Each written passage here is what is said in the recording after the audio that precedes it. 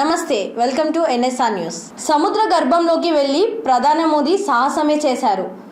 గుజరాత్ పర్యటనలో ఉన్న నరేంద్ర మోదీ సముద్రంలో మునిగిపోయిన ద్వారకా నగరానికి వెళ్లి సాహసమే చేశారని చెప్పవచ్చు. ఇండియన్ నేవీ సహాయంతో ఆక్సిజన్ సిలిండర్లు ధరించి సముద్రంలోకి అట్టడుగు చేరుకొని శ్రీకృష్ణుడికి ప్రార్థనలు చేసిన వీడియోను పీఎంఓ ట్విట్టర్లో షేర్ చేసింది.